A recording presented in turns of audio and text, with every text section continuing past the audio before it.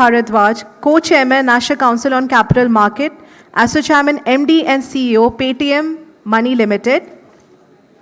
Our esteemed panelists are Mr. Love Chaturvedi, Chairman, National Council on Capital Market, ASSOCHAM and ED and CEO, IndusInd Securities Limited.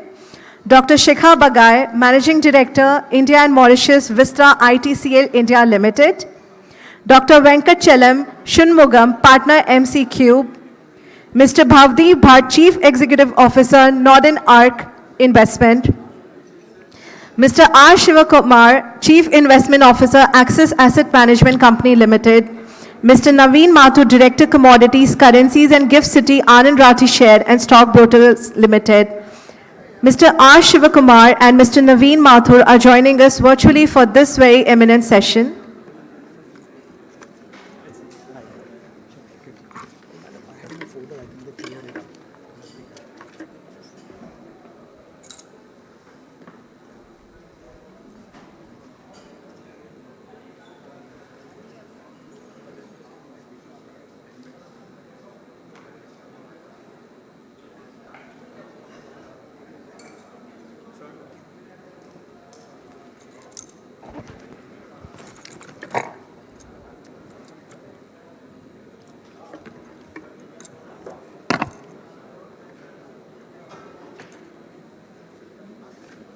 I now request our session moderator to take the proceeding forwards. Thank you.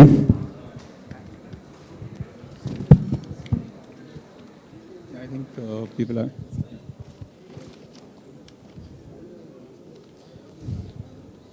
So good afternoon, everyone. So welcome to today's session, Regulatory Landscape and Market Outlook, Navigating Market Volatility and Economic Indicators. I'm audible? I'm audible here? Yeah. Okay, thank you. So as we look at the current financial landscape, defined by geopolitical shifts, rapid regulatory evolution, and the integration of AI, the challenge for investors has never been more complex. Today, we are joined by an esteemed panel of experts to help us decode these trends and prepare for the years ahead.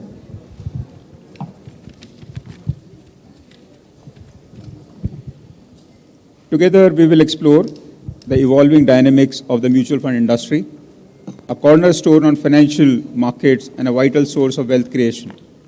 As we navigate through an era marked by rapid regulatory changes, technology advancements, and heightened investor expectation, it is imperative to reassess our strategies and frameworks. Our discussions will delve into critical areas, including asset quality, assessments, risk mitigation frameworks, compliance standards, and distribution strategies within the Indian mutual fund industry. So with that, I would like to take first thing about market outlook and investor sentiment. There's always a inquisitiveness about how the markets would be.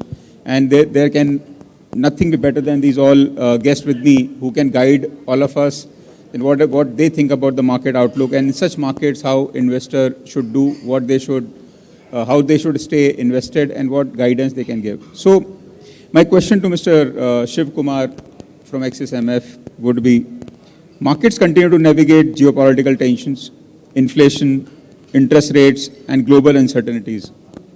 Amid all this noise, what should investors focus on, and what gives you confidence in India's long-term growth story?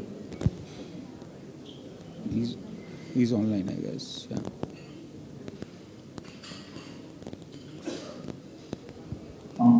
Can you hear me pretty much?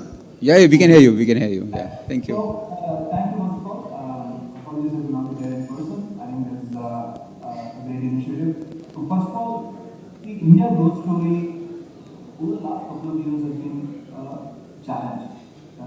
Many of you would have seen the nominal GDP numbers which came out last month. The nominal GDP growth has fallen below 9%. In FY26, net GST collection grew by only 7%. These are nominal numbers, and GST is a value-added number of tax managed input tax. Correlates very strongly with it.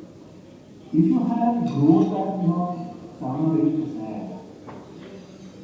for India, that is very low. If you look at of 7 or 8% anywhere else in the world. In US, you'll be happy if you have 4 or 5% in normal market. Europe will be happy if they get 3 to 4%.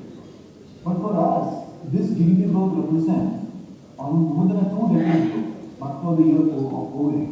This is one of the worst performance we've had in the past. So the question really is that an aberration or is that a trend? And for us, that's an aberration. I think the exit of GDP already has moved to double digits in the GDP numbers that came out. And other indicators are very, very encouraging right now. Even with the geopolitical situation at hand. Just to give you some examples, like last year, or a year ago this time, bank credit growth was hovering at the 10% mark. Now it is at 17%. Now people are borrowing for fun, because there is economic activity. If you look at currency in circulation, that spiked in the last 6 months or so. Again, reflecting strong economic activity. In fact, a very different read on this is also coming from the bond markets, which even before the restriction conflict, if you look at from June 2025 to 2026, saw a substantial rise in yields despite interest rate cuts, easy liquidity, and the outdated monetary mechanism. All of this points to the fact that the bond markets are also pricing in stronger macro going forward. So I think we can't look at the Indian macro with the lens of the last 1 to 2 years. That is a trough, and we are in fact looking at a significant acceleration going forward. As real GDP hovers around the 7% mark, inflation goes back towards 4 or 5%, then we are looking at normal GDP going towards, potentially 11-12%. And that completely changes the view of India. Rest of the world, investors sitting in New York will look at India and they are paying 20 times PE to invest in a market which is growing at 8%, there is no job. But if growth moves to 11 or 12%, then definitely worth paying a premium to come to India. I think the India story is gone through a rough patch, but that rough patch is in the rearview mirror. When you look forward, the outlook is a lot brighter, and I am actually very confident about the overall growth in the economic outlook. And markets will follow. Markets follow economy. So India has underperformed in the global equity markets, but that's a result of relative poor macro showing. But I think as macro comes back, we also see our markets perform well in us too. In such market, Shiv Kumarji, you have seen people cancel their SIPs, people hold their SIPs. For them, GDP, real GDP, financial outlook, probably they are unable to connect the data. And what they can connect is how their portfolio is performing. So what will be your advice for them that when markets are doing better, not better, there can be geopolitical conditions, but how should they review their portfolio and how they can stay put in the equity markets? That's a great question, and it's very important to understand investor behavior. I've been in this market for nearly 50 years now, and let me tell you, every time markets used to correct, we used to see redemptions, we should see SIP stocks, SIP redemptions, all of this. And time and again we've seen this over time. In the last few years, it's the first time where I'm seeing that when markets correct, there is no buying against. In fact, during this March and April, when we saw this whole geopolitical situation in West Asia, we actually saw record inflows into MF industry and into equity funds specifically. So the fact is, it looks like investors have changed the behavior. SIPs have continued, while they are not added. By and large, if you look at the SIP numbers at the mutual fund industry level, they have continued. New flows have slightly tapered down in the last couple of months, but continue to be very, very robust.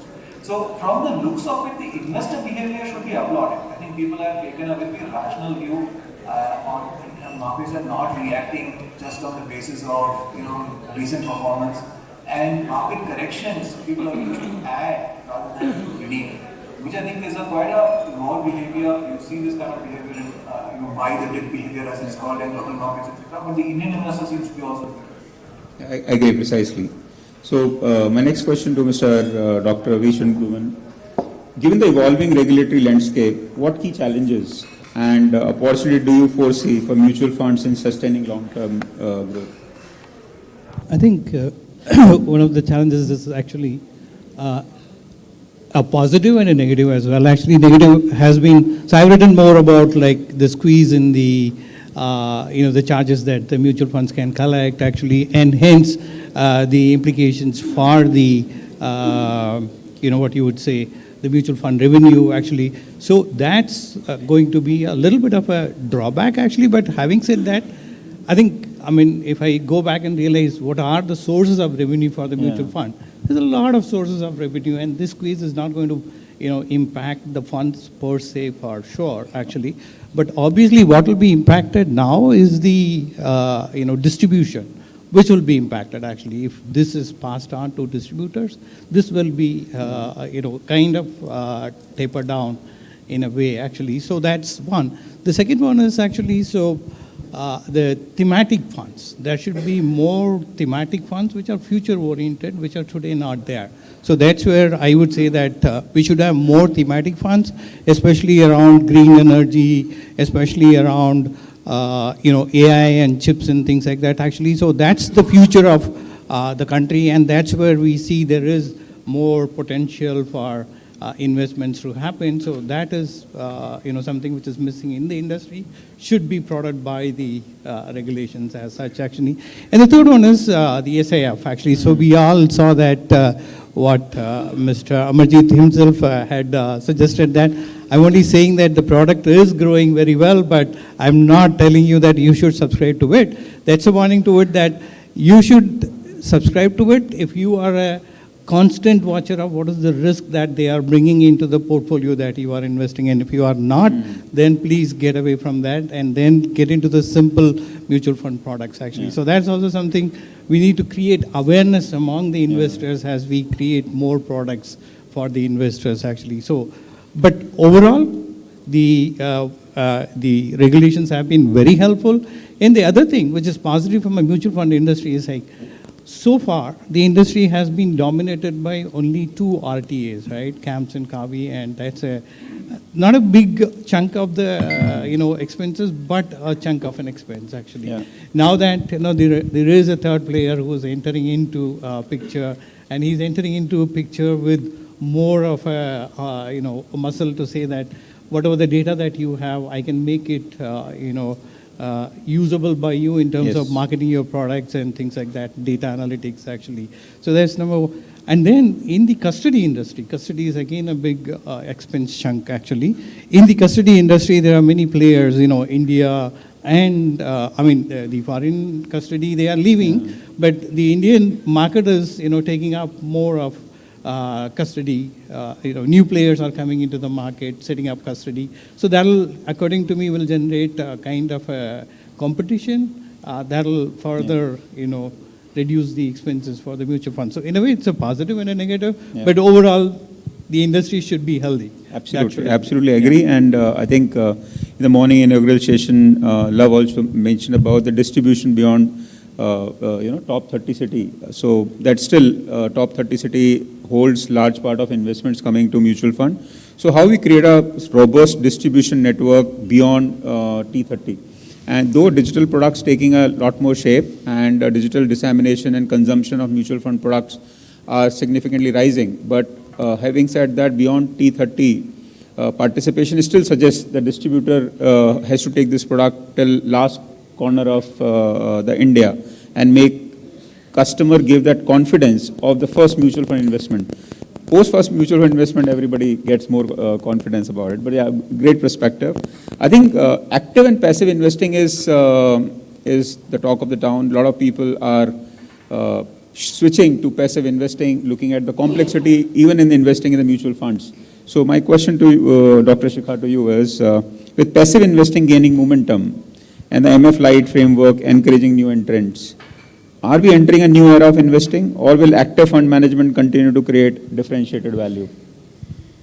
I'll answer a part of it, especially as it relates to the whole new regulatory framework, and then I'll request any of the other panelists to step in. So just for a context, we were at about negligible levels of passive investing about a decade back.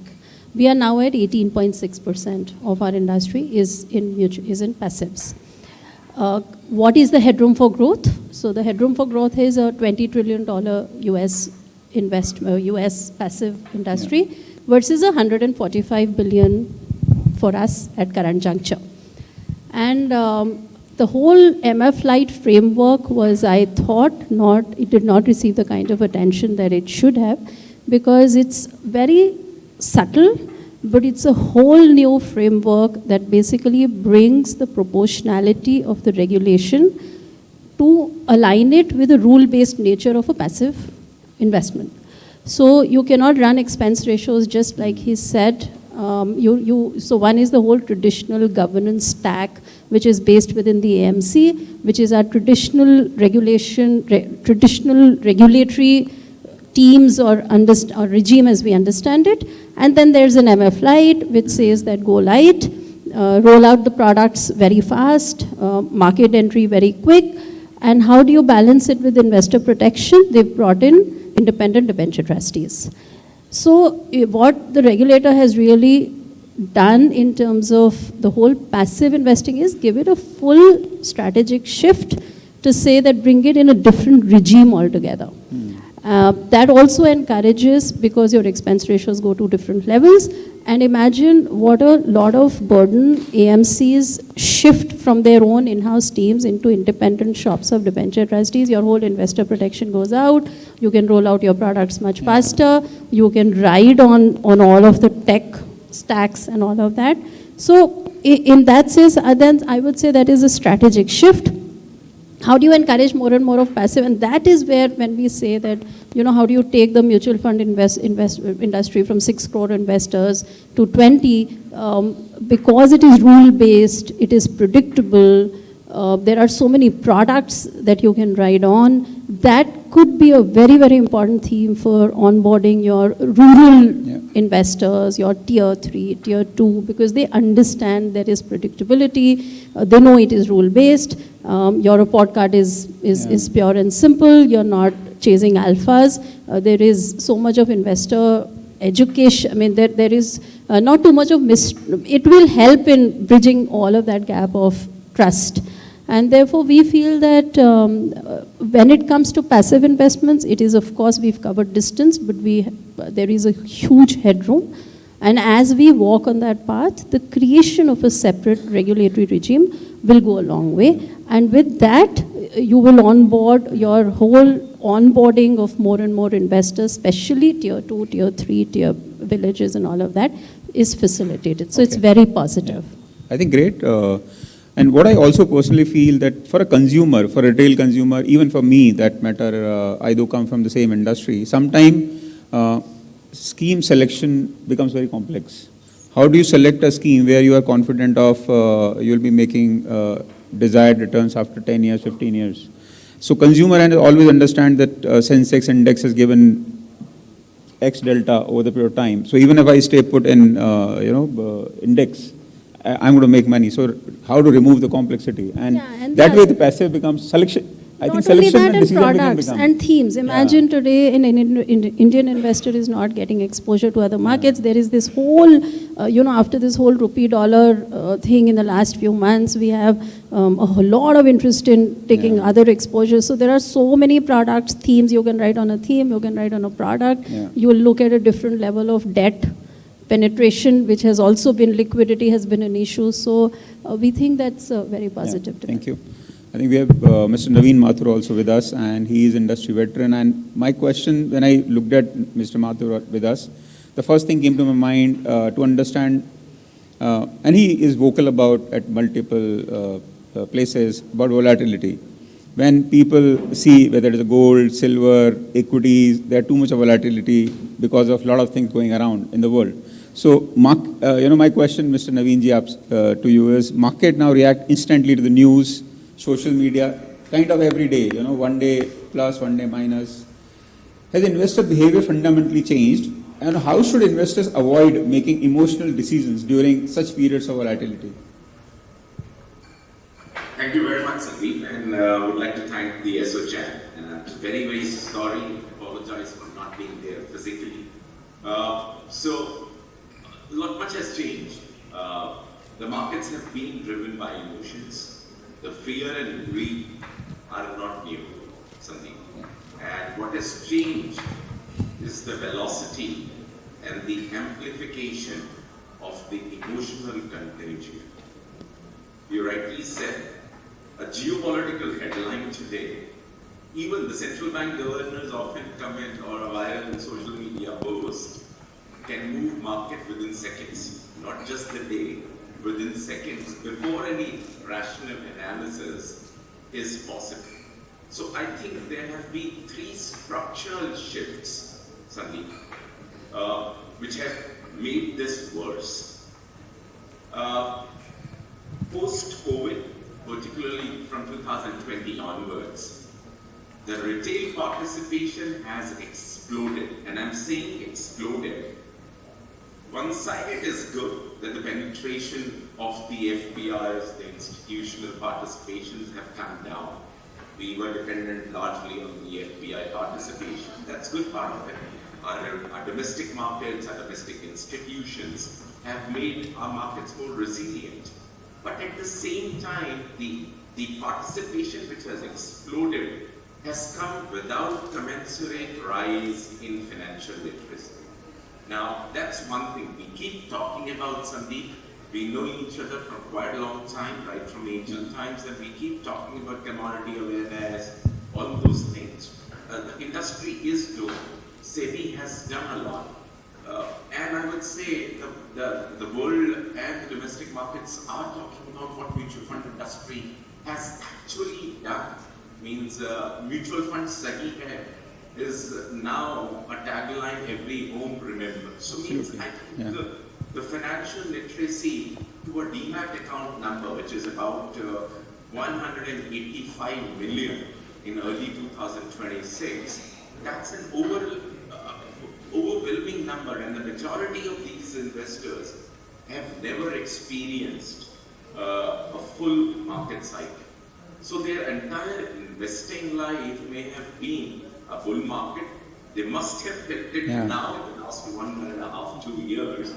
And therefore the drawdown becomes a very existential stuff to look upon. The second is algorithm. So the trading, that particular trading amplifies the initial move.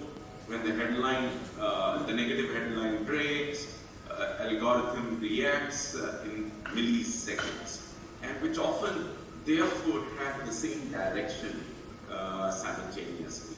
This creates price moves that appear to confirm the fear, and let me say that this appears to confirm the fear, triggering the greed, the emotion, or the human investors to follow those emotions. And as I would say, Dr. Shivakumar rightly said, the social media to an extent also, and Sandeep, you also said in your opening remarks, has created negative cascades. So that narrative has been a very, I would say, defining moment of creating the fundamental behavior of the people today. So you just hear a news, a market's fell, it becomes a crash. A correction becomes a crisis, and a temporary event becomes the end of the bull market.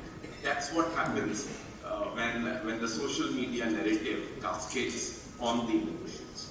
So I think these are three structural shifts which have changed drastically, and I would say that has happened post-COVID. Both the things, the retail participation and this particular emotional kind of behavior. Now, what has not changed? The three things have changed. What has not changed? The fundamentals of the long-term wealth creation remains completely unchanged, Sandeep. The businesses which are generating cash flows, they are compounding earnings, and they are operating in growing markets, create value over time. So the mechanism is still different onto social media noise. So this particular mechanism doesn't relate to any noise which we see in social media. Every major market panic in the history, take 2000, take 2008, take 2013, the taper tantrum, and even the recent COVID in 2020, the crash, looked catastrophic in the moment, and obvious in the hindsight as a buying opportunity. Now, just let me say one or two things lastly. The investor who sold the Nifty, these are certain statistics, in March 2020, when it fell 38% in 5 weeks, must have felt protected capital. The investor who held or bought more doubled their money in 18 months. The emotional decision felt right. Sandeep, I'm saying means to the other speakers too and the audience in general. The emotional decision felt right, but the disciplined decision was right, that you got double down on those down times if you have the stocks and the fundamentals of the stocks were good enough. So your emotional, your noise, everything didn't matter if you just stick on to the fundamentals of that particular stock. So that's the story. Now the next part of it is how to actually avoid those emotional decisions. Separate your policy from your decision making. Means you should have a very single effective protection policy which is written. It is an investment policy which is written. So before volatility strikes, your asset allocation, your rebalancing, I keep saying about commodities, gold and all, asset allocation is critical at certain point of time. So that's one part of it. The other is understand what you actually own and then don't worry. Means if you see that your decision making according to the policy is right, your stock picking is right, so then don't worry about the noise which is being created across. And turn off that noise deliberately. Everybody understands, the market today understands much better because of this, the dissemination of information. So what you hear on the TV channels, Twitter, social media, may be a little lag effect. Market have understood it well. So that's one thing, and free comment to your response means you don't have to just jitter about that noise. If you say that you have to get out at 20% minus of the market, get out and don't think anything about it. So you free commit to your response. So the last bottom line would be something that the one thing that separates wealth builders, I should say, from wealth destroyers is not intelligence. It is access to the information.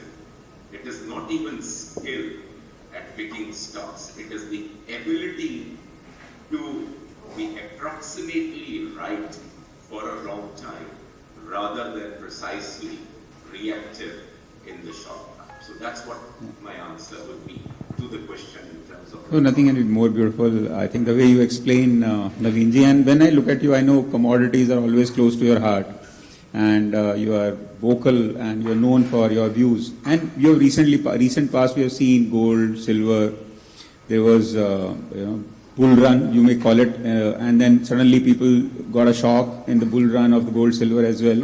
And probably the instant question came to my mind, looking at the audience, that no one better than you can guide people if they, and you can't avoid gold investments from Indian people culture. So what would be your 2 cents of advice for audience here that if they continue to invest in gold, how they should strategize their gold investments?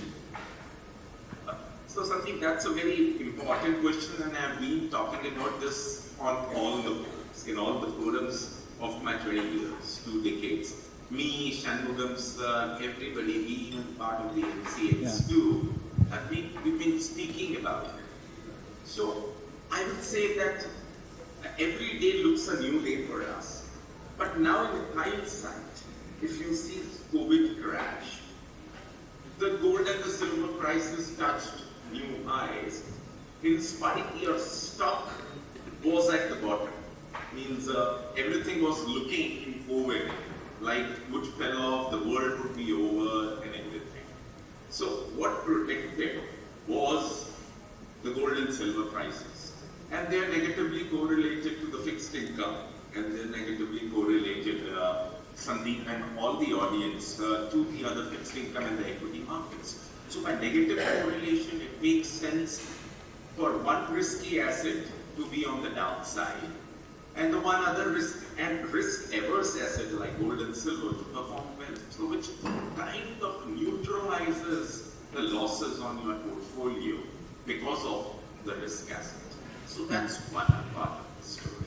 The second part is 2025. Even today, post-February, whatever we are seeing, and the last 2025, there has been a FOMO fear, means the fear of missing out something on gold and silver. Why is so? Because the markets were in problem. You have Russia, Ukraine, you have tariffs last year, you have today the Middle East, which is nothing to be seen in the sight of closing down. So means all those things you will never know. And let me say this, the world has changed drastically. It will not be a normal world now. Post-COVID, and that's what we are seeing. So you need to allocate some 10 to 20%, I would say 10 to 12%, max 15% of your portfolio in gold and silver.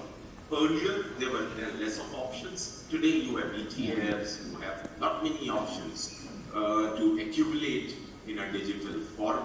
The gold and silver, you have silver ETFs too, which have done wonderfully well.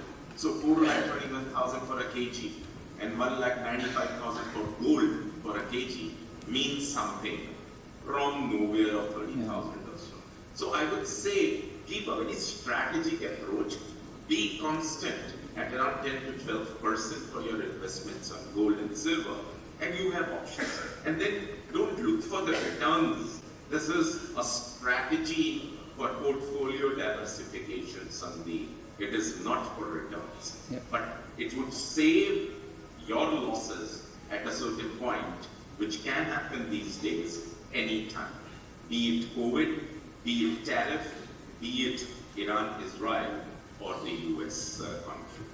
So that's my take. I think it is very valuable guidance, Naveen ji, for all audience, especially the people who love to invest in gold and silver. I think you touched upon asset allocation, and with me, I love, and we have Bhavdeep as well. And asset allocation remain very, very important for any investor. And in the absence of right information, people end up either concentrating their portfolios or they over-concentrating their portfolios both ways. So, with so much of change around happening with interest rates, war, how people should focus on asset allocation, probably looking at next 3 to 5 years, or probably their goal of their investments? Yeah, Sandeep, it's a very interesting question. I think Naveen Bhai did mentioned about the commodities and the negative correlation with the equity, fixed income. That's precisely what asset allocation is all about. But I would just like to have one anecdote. It's very interesting. In the retail parlance, when it's all about going to hinterland and going to penetration, the asset allocation, I was talking to a few people when I was traveling. There is in mutual fund, you guys would all know that there is a color coding that happens with the high risk, low risk, medium risk, there's a color. And a lot of people I spoke to, they said, boss, our asset allocation is sorted, where our risk is diversified. I do across these colors. And my first thing was the risk diversification is not asset allocation. It's other way around. It's an asset allocation, which is a risk diversification. I think once we understand that, it's a very basic, but once we get that concept that we do diversify risk very well because we speak to distributor, we kind of have a lot of social media, a lot of education awareness, which is going around the diversification part. But as Naveen Bhai also rightly said, it's about knowing, what is the negative correlation, what is the historical correlation, what is going forward, in a very layman language. See, all this is very, good jargons. But mera aage return kitna hoga, how much can I lose? How much should I invest? First of all, I think the key is through the mutual fund platform or through the various accessible platform, all the products has to be made accessible to the retail. That's the first thing. Now, whether it's SIF, it's gold, commodity, it's silver, other commodities, currency, equity is the one which people believe by going different colors is a diversification. Now, that has to come to the asset side, not the scheme side. Correct? Then you also have, once there is a different set of products, you have to have a wider participation. We all discussed so many times that still, though it's with a very healthy journey, but still more than 80% comes from the top 30. And there is a lot of diversification that has to be done from the customer-based perspective. And lastly, I think, according to me, the next set of revolution in the investment world is going to come through AI. I mentioned this earlier before as well, that wait for the next set of revolution that's going to take from wherever we are to 35 times or whatever we are aspiring. It's going to come from the AI that's going to guide each retail, going to make it accessible, about these correlations that Naveen Bhai was mentioning, about these deltas and passive that Sandeep was mentioning. All this has to be communicated in a very, in a local language to each individual that they can understand. And then comes the true power of asset allocation, with each individual empowers themselves to truly diversify the risk, and then obviously then everything else becomes sustainable. So it's a 3-4 journey as per me. Thank you. Sure, I think it's well covered, but broadly speaking, I think asset allocation as a concept for effective portfolio management is as central to investor understanding as compounding, of income. My sense is that, I had been part of, for the last 2 years, I have been part of private credit industry, but for 23, 24 years, as I spent in mutual fund industry, we kind of kept talking about asset allocation, and people appreciated the concept. Well, till such time the industry productized the idea of asset allocation, it did not really come into practice.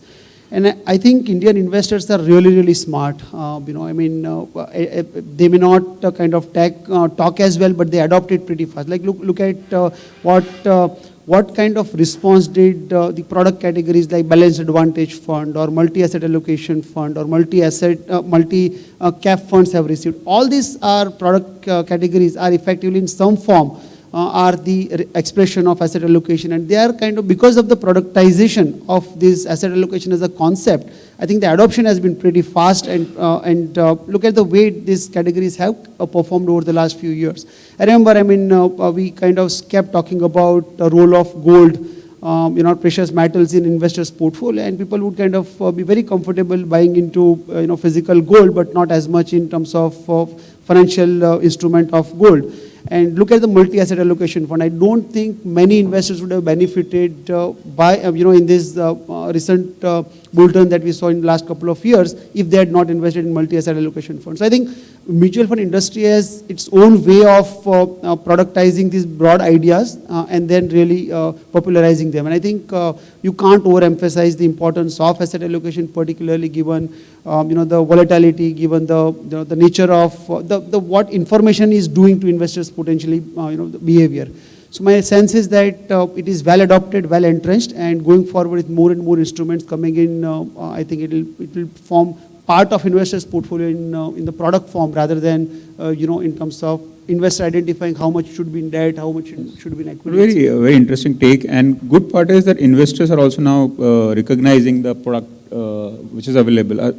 Earlier it was like scheme diversification. People end up investing the same amount in 10 different schemes of large cap, mid cap, small cap, confusing that it is diversification. It is same concentration. Now, good part is how we can make them aware that if you need to have balanced portfolio or multi-cap portfolio, there is enough and more diversification you can do with the mutual fund itself, where the asset can be allocated. So this is a good take, and all of us as participants, distributors, fintechs, regulators, we should promote more and more such product, because for retail consumer, investing in a multiple different instruments is not practically possible, and they keep getting confused. And especially with this kind of market conditions where sometimes you feel like very richer and the next day you feel like very poor. Yeah. So, next day also. It may not be, it can be the same day also. Like, for example, volatility. A lot of people ask me, Sandeep, market is too volatile, how do we invest? I ask simple question, do you invest in derivatives? They say no. I ask, do you invest in stocks? They say no. Where do you invest? Get mutual fund. How it is impacting you?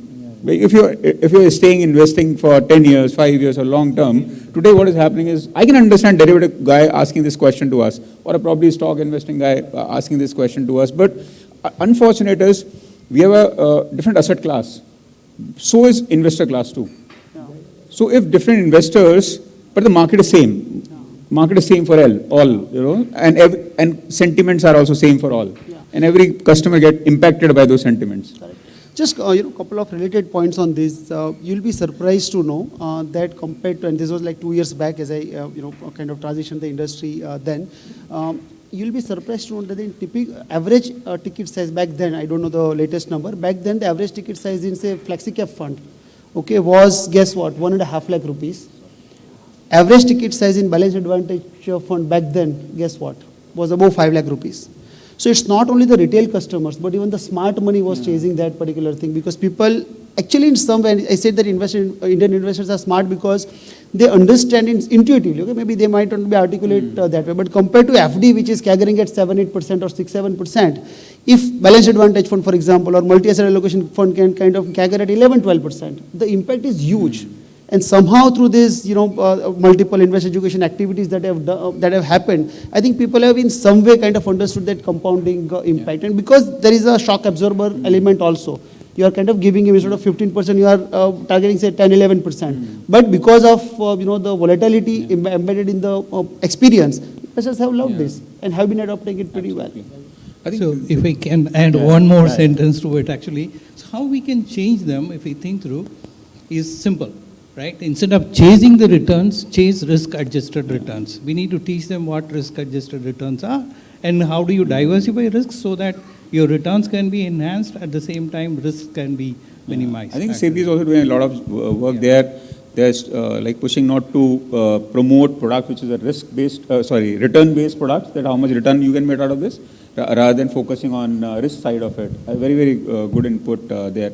And since morning we are talking about the industry is growing, AUM is growing, SIPs is growing, but where is the consumer growing? I think that it is a similar set of people who are probably number of SIP per customer was 1, then it became 1.5, then became 2, probably it is going above 2. But how we make more and more customers coming to it. So I invite all of you if you have any thought. Yeah. That how we, what can be done to where... Yeah, Sandeep, I think you've raised a very pertinent point because even earlier today we were discussing this, that it is not about it is not just about the quantity, it is about the quality. The quality means the participation, the people. We have a 270 million portfolios, but 60 million unique clients, unique customers, unique unit holders, right? And the penetration is sub 5%. It's still, so your question is like, if you have given me 60 seconds to say one thing, I said it earlier today, and I'm going to say it again, is that in India, when you go retail, the very tedious thing is to get customer on board. It's a KYC exercise, right? It's very tedious, it's cumbersome, and we have said it before, now with digital coming, now with AI coming, now with so many things that India is so ahead in a lot of tech stack. If we do one thing, make KYC fully interoperable, fully with the banking system and the financial services system. If you have a bank account, with one click, you should be able to open anything under the sun in this country for your mutual fund or any other services. I would say that maybe 2047 is too far away. We may achieve a lot of it much earlier. Yeah. I think great input. And I see a lot of, we have seen e-commerce picking up good. Only thing mutual fund investing become on a same line is the KYC, where on a click of a button you can invest. So is broking. Yeah. I can still understand broking to some complexity, but mutual fund has to be as simple as buying something on e-commerce platform. So very well said. I think that the day this get enabled, it's just a one click away. That's correct. Great. I think my next question to you, Dr. Chugman. AI, all of us we talk about, and it has large scope. People are still skeptical. When I talk about AI, people talk about apprehension, fear. So they're good part of it. Rather than talking good part of it, we always talk about downside of it. So probably when AI is reshaping the financial market, as underlying so far, it has not as come as surface level. How do you see technology and AI transforming fund management, investor experience, or probably wealth creation opportunity for next few years? I think I'll put it in 3 buckets actually, because you have 3 stakeholders in the mutual fund ecosystem. One is the investors actually. How are the investors benefited? Investors can be benefited One, if they know how to use it, if they know what their life goal is and what their risk is, and then connected to how they can plan what their investment scheme is likely to be, actually. So in the past, actually, so we used to use spreadsheets and things like that. Now we don't need to use those spreadsheets.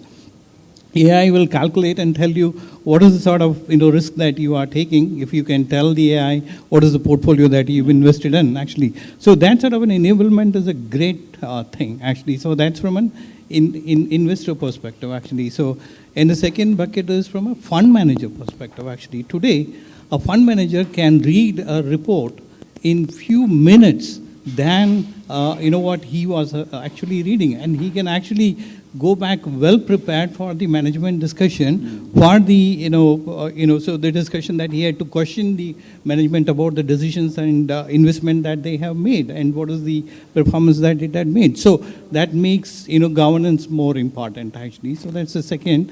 And from a third perspective, it's a tool in the hands of the distributors, actually, how they can use this as a tool for enhancing the range of services that they can provide in their distribution channel, so that it can benefit them, actually. But obviously, to the regulators, it's again a tool in the hands of the regulators to check as soon as a large order is punched, are there any counter orders which are being punched, and who are they? So that's easily detectable, actually. So AI had done a lot in terms of financial investment and enablement. No, I absolutely agree with you. And more, I think, by every passing day, AI space is maturing. And consumer, I think when I travel during airport, earlier I used to see people opening probably, or people watching Instagram on their phones. Now I see AI apps, people are consuming it. So it's like so rapidly, and from a household to professional to business, this has become the primary source of, to the kids also, And it has become so convenient, and trust is building over it. Today you feel like, okay, let me validate. It's like a social validation. So good. And to continue to that, balancing innovation and investor protection. When how do you see the role and relevance of debt side? Because I think debt side we speak less, and we talk a lot more on equity side. So I think as an industry also we remain biased towards equity, but somewhere I thought of bringing the point of debt side also, that how debt or debt AIF or debt mutual funds can be bring balancing for an investor portfolio. Sure. So I think a couple of things. First thing, I think the balancing that you spoke about, I think one of the biggest innovation in my assessment or my view in the last 30 years in the mutual fund industry has not come necessarily from the manufacturers or the product providers, but it has come from SEBI. It was not the product innovation, it was not the service innovation, it was not the business development innovation, but it was the market deepening innovation that transformed the industry. And that happened in 2014, March 2014, when the invest education budget was mandated to be earmarked, the 2 basis point, right? And post which lakhs of invest education events have happened across the length and breadth of the country, and that has really changed the participation of retail investors in capital market in the funds industry. And two important takeaways, I think since morning we have spoken about, we have heard it multiple times, but it's just very refreshing to hear as many times, is that the 32,000 crore SIP book is, in fact, it kind of works out to about 3.7 lakh crore of order book that the capital market has through SIP, right, in a year. And that is a substantial, and that is one part of it, which is the number. What's even more important is to know that investors' response to last 2 years of muted equity returns, right, and people are not really kind of reacting the way they would have done in previous crises. I think all of these things have happened because of multiple levels of activities, whether it's invest education or distributor development activities that have happened over the last 10 years. And that is, I think, the biggest innovation part.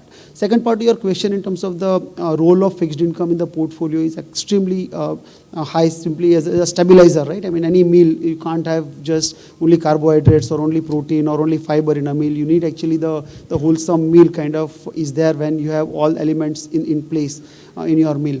My sense is fixed income has that stabilizing role, and the reason why it kind of plays a stabilizing role is not only because the value kind of doesn't fluctuate as much as in equity or in even the commodities for that matter, but because there is an element of yield and accrual. Right? Every year you kind of keep accruing some amount, and that really gives a solid buffer in terms of the investor experience. Like for private credit industry, for example, the industry that I represent, for example, when we got CRISIL to do this study over the last 7 years, and you'll be surprised to know that the composite bond fund index has delivered something like 8% return. And all private credit industry put together, there is something called pooled XIRR in technical terms. Essentially, the experience that private credit industry has given is 14% in last 7 years, and this is a CRISIL study, right? So some decent 6% alpha has come, and that has come simply because there is little bit of illiquidity that the credit in the AIF industry has compared to the daily mutual fund liquidity that is available on the debt fund side. To my mind, after the change in regulations on the fixed income side, long-term capital gains tax going, indexation going, etc., investors, if they want to make positive real return, post-inflation, post-tax, they don't have many options on the fixed income side, and therefore private credit industry has kind of has flourished. That exactly is what happened in the US also after banking crisis in 2007-8. Private credit industry really took off, right? And pretty much like that after COVID crisis, you are seeing similar kind of thing happening in India, and from almost zero, to something like 2,25,000 crore is the AUM of private credit industry in India right now. Right? So that is the kind of magnitude of growth that we have seen. And I think there is a adoption not only by the HNIs and UHNIs, but also the family offices and institutions like insurance companies, NBFCs, and DFIs, development financial institutions who have been participating in this category. So I think it was an opportunity a few years back. It has become a need because the nominal returns coming in from the other conventional fixed income solutions have really have not remained as attractive as we speak right now. Great.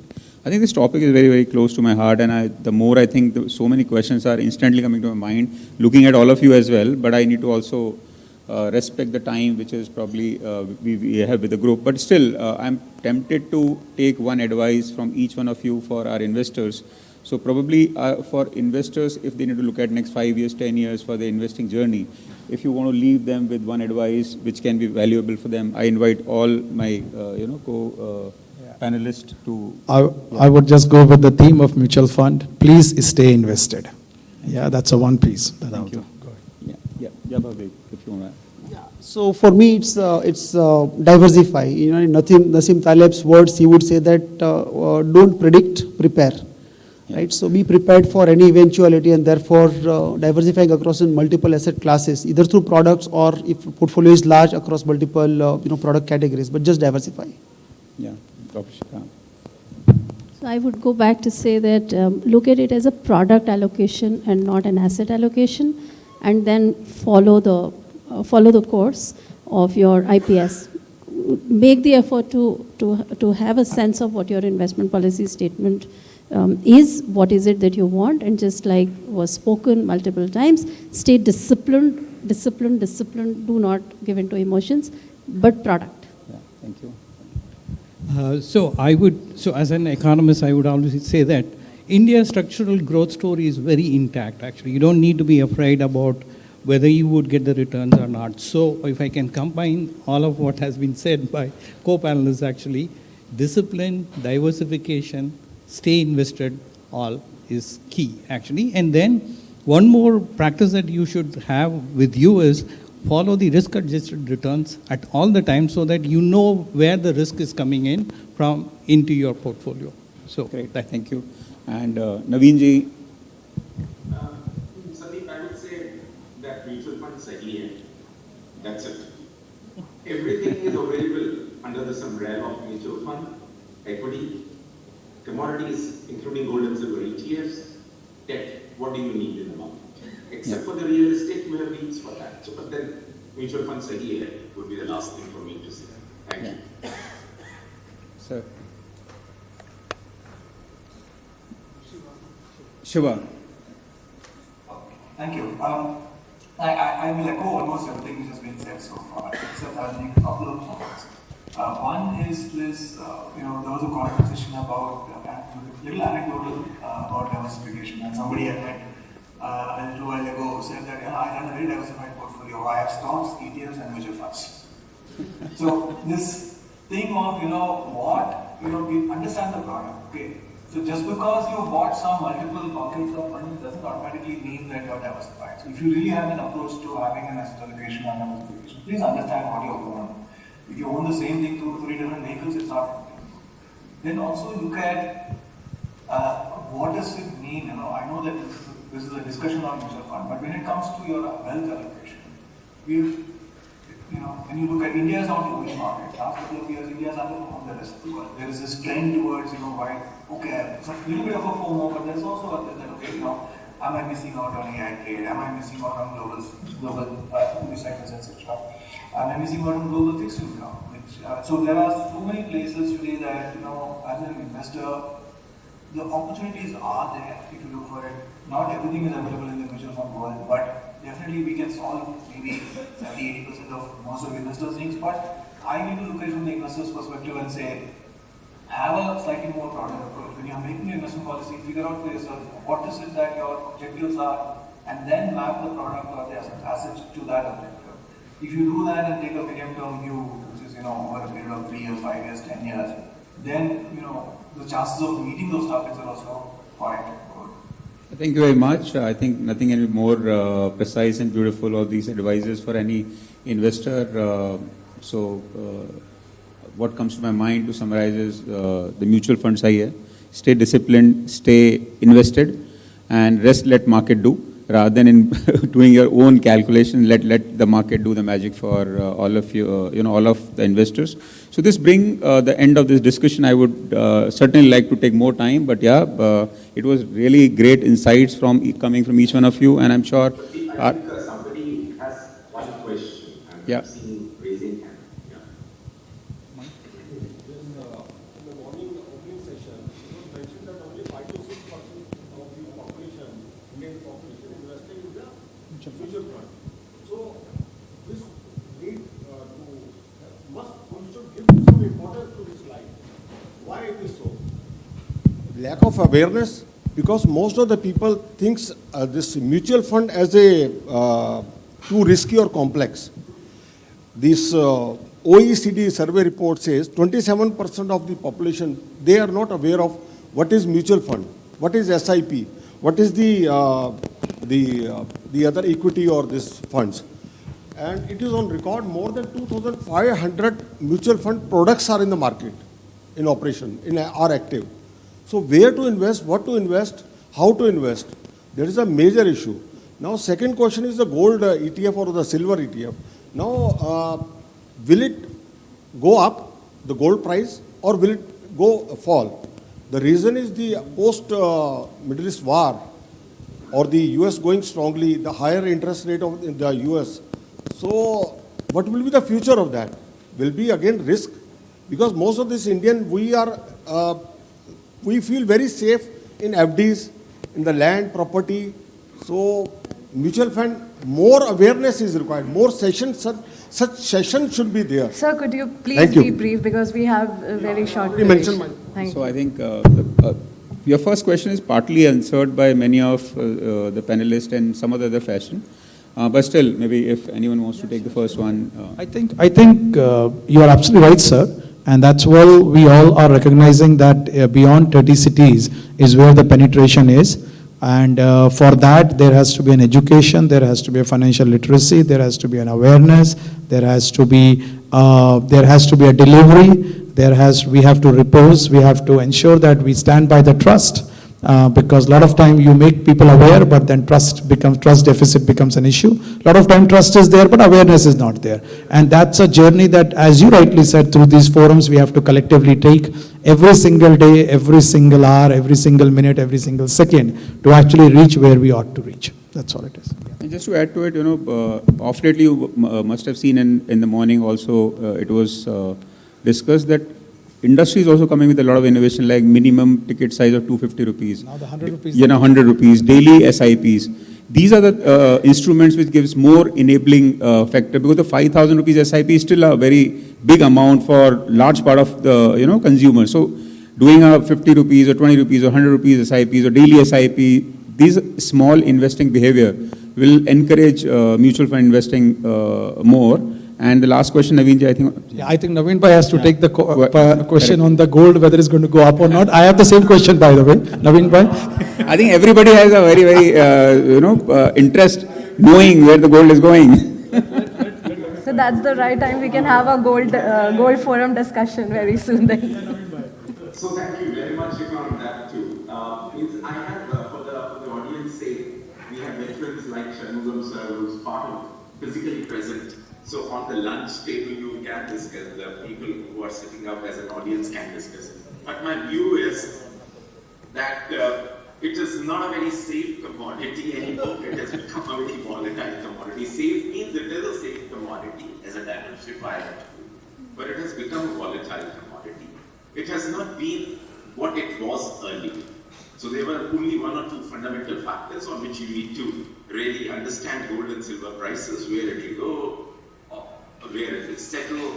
India में कुछ season है, शादी का season है, तो भाई पहले से खरीद के रख लो. All those things doesn't matter. Means a lot many things, as I said in my opening remarks to the question, a lot much noise is now matter where the gold prices would be.